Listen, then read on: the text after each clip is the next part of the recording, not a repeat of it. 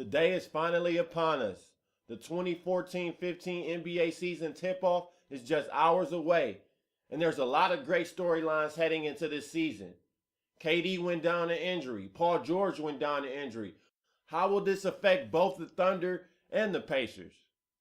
King James returns to Cleveland, as well as Kevin Love joining him there. Where does Cleveland rank against the other teams in the East and even out West? And the Chicago Bulls, with the addition of Paul Gasol and Derrick Rose back at full strength, how will that affect the position of power in the Eastern Conference?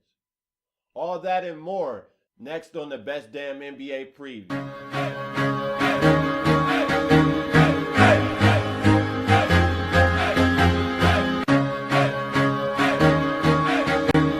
Welcome to the Best Damn NBA Preview via the Best Damn Sports blog.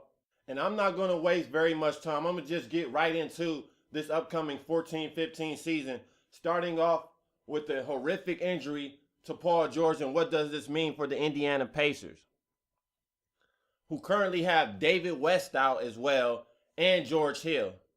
So the Pacers, they're in a flux right now. And there were also rumors of them possibly shopping Roy Hibbert, which I think they will get rid of Roy Hibbert by the February deadline. Paul George has looked great so far during his rehab. He's even shooting the ball, and he's even on the court putting pressure on his leg. I'm not very sure if he's making cuts, but he seems to be progressing along very well. But if I was the Indiana Pacers, I would just tell Paul George to sit out this season because the Pacers won't have anything to play for.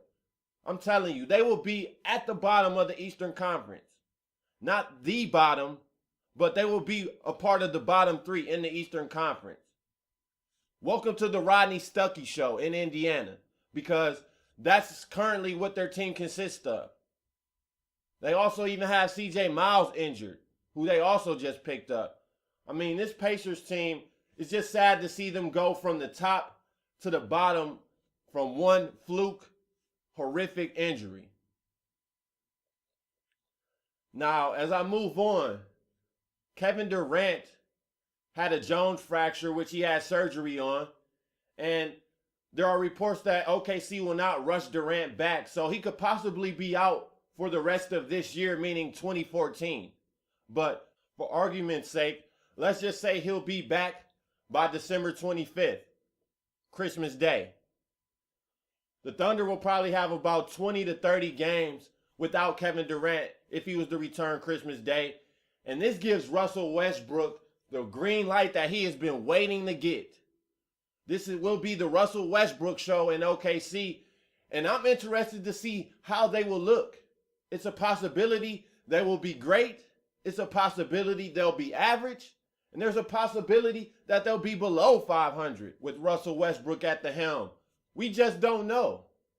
But we do know Russell Westbrook is a high volume shooter with KD on the floor. So without him, you got to believe from time to time he's going to jack up 30 plus shots, because there's been times he's jacked up 28 to 30 with Kevin Durant on the floor, playing healthy.